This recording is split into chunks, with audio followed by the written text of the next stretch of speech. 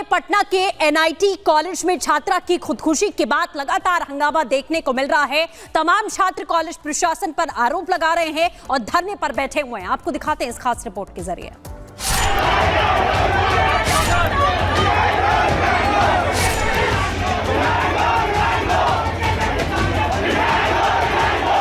Girls hostel में छात्रा ने की खुदकुशी। Security didn't allow me to go. You checked the pulse. As soon as you saw the body, you didn't. खुदकुशी पर फूटा छात्रों का गुस्सा।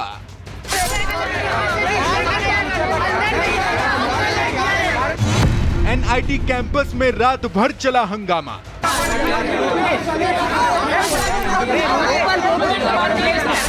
पटना के बिहटा एनआईटी में बीटेक की एक छात्रा ने खुदकुशी कर ली और जैसे ही आत्महत्या की खबर कैंपस में रह रहे दूसरे छात्रों को मिली तो हंगामा खड़ा हो गया। इस घटना को लेकर छात्रों ने कैंपस में जमकर हंगामा किया। छात्रों में गुस्सा है, आक्रोश है, क्योंकि उन्होंने अपनी एक साथी को खो दिया। छात्र कॉलेज प्रशासन के खिलाफ धरना भी दे रहे हैं। कॉलेज में इतना सब कुछ हो गया, लेकिन कॉलेज का कोई प्रोफेसर वहां नहीं पहुंचा, जिससे छात्रों का गुस्सा फूट पड़ा और कॉलेज प्रशासन के खिलाफ जमकर नारेबाजी की।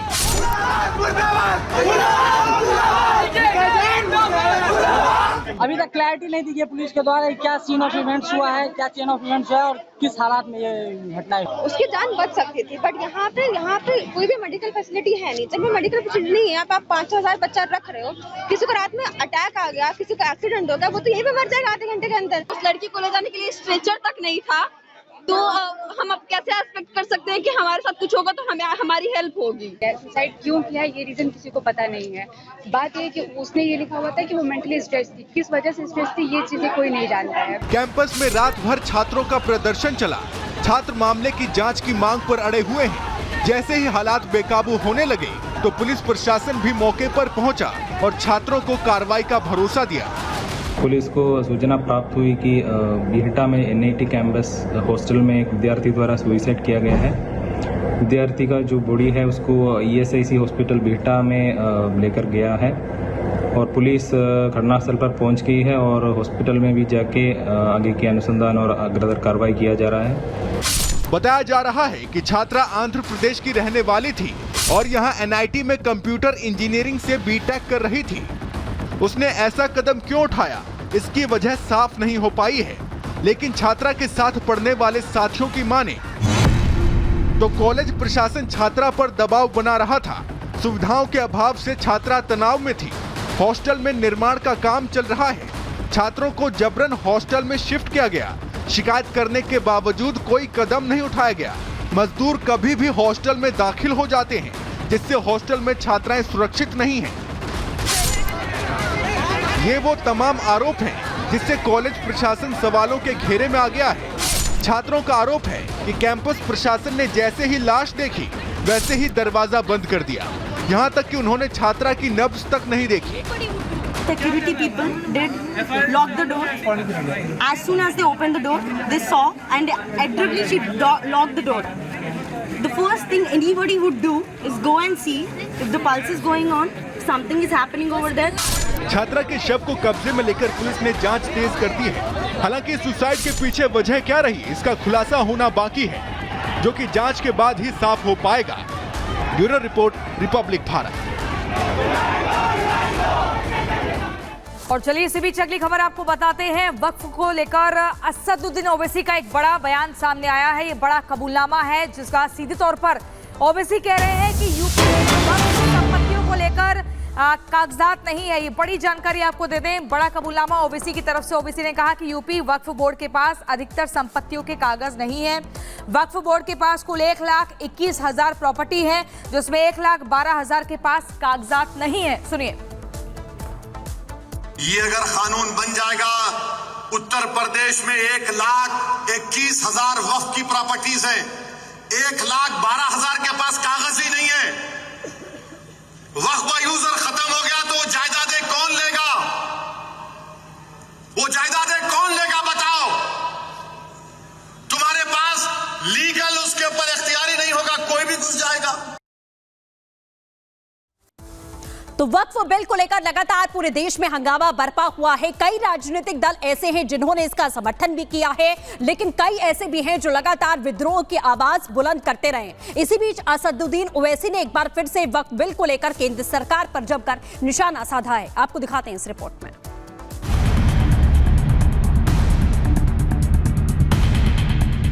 किताब सादा रहेगी कब तक, कभी तो आगाज़ बाप होगा। जिन्होंने बस्ती उजाड़ डाली, कभी तो इनका हिसाब होगा। बीजेपी संघ पर निशाना, बस एक ही काम, भड़काना।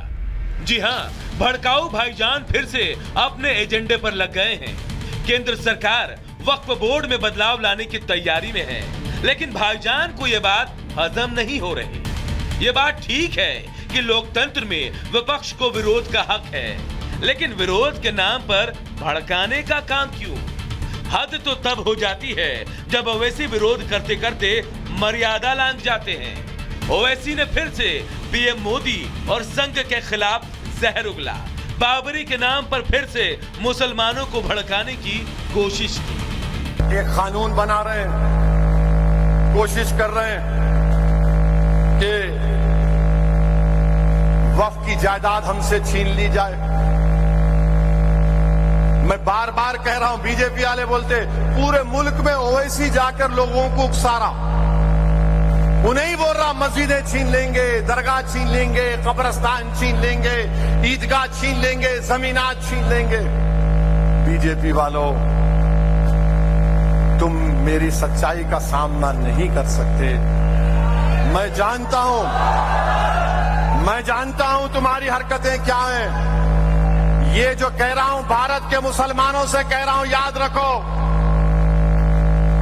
हमने एक बाबरी मस्जिद को खोया, और क्यों खोया बता रहा हूं आज तुमको। ओवैसी के भड़काऊ बयान पर बीजेपी ने भी करारा पलटवार किया कि ओवैसी एक पढ़े लिखे जिहादी है। ओवैसी ने आज तक हैदराबाद के निजाम की निंदा नहीं की है, जिन्होंने हिंदू समाज के साथ ही नहीं बल्कि पूरे भारत की एकता और अखंडता को चुनौती दी। उसी रजाकारों की राजनीतिक पार्टी का नया नाम है MIM है, जिसका नेतृत्व ओवैसी कर रहे हैं। ओवैसी देश से माफ़ी मांगें, ओवैसी पश्चाताप करें, ओवैसी भारत की एकता अखंडता से जुड़ने के लिए भारत की आत्मा से जुड़े, इसके शरीर से जुड़ने से कोई राष्ट्रवादी नहीं हो सकता है।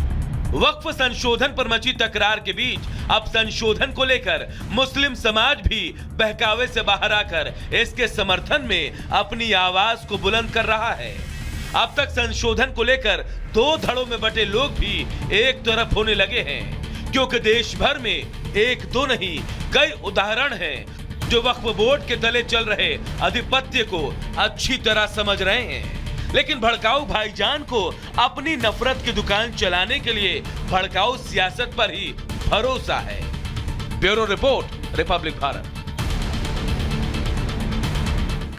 उत्तर प्रदेश में आपको बता दें, मुख्यमंत्री योगी आदित्यनाथ की पुलिस बदमाशों का ठीक से इलाज कर रही है, क्योंकि योगी ने यूपी की जनता से वादा किया था कि आपको किसी भी तरह की कोई समस्या नहीं होगी और बदमाश मुक्त राज्य बनाया जाएगा। इसी को लेकर अगर हम गाजियाबाद से कानपुर तक की बात करें या फिर बरेली तक की बात करें तो कई सारे उदाहरण ऐसे हैं जहां पर बदमाशों का ठीक से इलाज किया गया है और उन्हें सबक सिखाया गया है। कैसे, इस रिपोर्ट में देखिए।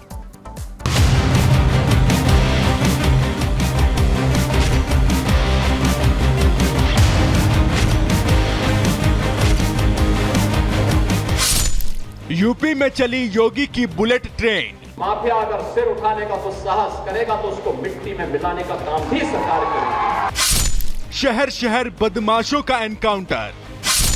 सुधर जाओ नहीं तो सुधार दिए जाओगे। यूपी के CM Yogi Adityanath full action mode में हैं। साथ ही उनकी पुलिस दिन रात बदमाशों पर नकेल कसने में जुटी हुई है, जिसकी गवाही यूपी के 3 शहरों से आई ये 3 अलग अलग तस्वीरें दे रही हैं, जहां बदमाशों ने यूपी पुलिस और सीएम योगी के अल्टीमेटम को हल्के में लेने की भूल कर दी। लंगड़ाकर चल रहा यह आरोपी कानपुर के महाराजपुर में हत्या को अंजाम देने के बाद से फरार चल रहा था, लेकिन जैसे ही पुलिस को इसकी भनक लगी, पुलिस ने तुरंत प्लान तैयार कर इसे दबोचने की कोशिश की, लेकिन यह उल्टा पुलिस से उलझ पड़ा और फायरिंग शुरू कर दी। यहीं पर इसने भारी भूल कर दी। पुलिस की जवाबी कार्रवाई में इस बदमाश के पैर में गोली लगी। जब ये आ रहा था इसमें पुलिस को देखा, फिर फायर किया, फिर जवाबी फायरिंग में इसको गोली लगी है। इसको हॉस्पिटल में हम लोग भेजा गया। बड़ी गंभीर घटना थी, महिला की जान गई है और पूरी टीम हमारी लगी रही, सर्विलांस लगी रही, थाना लगा रहा। तो ये पूरी घटना एक तरीके से वर्कआउट हुई। गाजियाबाद में भी पुलिस ने बदमाशों को तगड़ा सबक सिखाया है। पुलिस ने 2 लुटेरों को गिरफ्तार किया है, जिसमें से एक को गोली लगी है। ये लुटेरे हथियार का डर दिखाकर लोगों से लूटपाट की वारदातों को अंजाम दिया करते थे। एक बार फिर ये कहीं से लूट के सामान के साथ फरार हो रहे थे। पुलिस ने जब इन्हें रोका तो इन्होंने लूट की वारदात कबूल कर ली, लेकिन एक चतुराई इन पर भारी पड़ी। पुलिस लूट के सामान की बरामदगी के लिए इनकी निशानदेही पर चल रही थी, लेकिन तभी इन्होंने वहां से असलहा उठाकर पुलिस पर गोली दाग दी। तभी जवाबी हमले में एक बदमाश समीर को गोली लगी, जिसका इलाज कराया जा रहा है। समीर द्वारा वहां पर छुपाया गया इनका अवैध असलाह इन्होंने उठाया, समीर द्वारा उठाया गया और पुलिस पार्टी पर जान से मारने की नीयत से फायर किया गया। आत्मरक्षार्थ जवाबी फायरिंग में समीर को पैर में गोली लगी, जिसमें उसको तत्काल प्राथमिक उपचार देते हुए हॉस्पिटल रवाना किया गया। आगे की वैधानिक कार्रवाई की जा रही है। बरेली में पुलिस ने दबंग बन रहे बदमाशों को मुठभेड़ के जरिए जवाब दिया है, जो आए दिन महिलाओं की चैन लूटने, चोरी और डकैती जैसी घटनाओं को अंजाम देने से नहीं चूकते थे। पुलिस को लंबे वक्त से इनका इंतजार था और आखिर में ये पुलिस के हत्थे भी चढ़ गए। पुलिस ने इन्हें रोकने की कोशिश की थी, लेकिन इन्होंने उल्टे पुलिस वालों पर ही फायरिंग शुरू कर दी। पुलिस ने भी गोली का जवाब गोली से दिया, जिसमें एक बदमाश घायल हो गया। पुलिस ने बदमाशों के पास से लूट का सामान बरामद किया है, साथ ही हथियार भी बरामद कर लिए गए हैं। एनकाउंटर की ये तस्वीरें बदमाशों को योगी का सख्त संदेश देती हैं कि यूपी में सिर्फ एनकाउंटर की बात नहीं होती, बल्कि इसके जरिए बदमाशों को सबक भी सिखाया जाता है। Bureau report, Republic Bharat.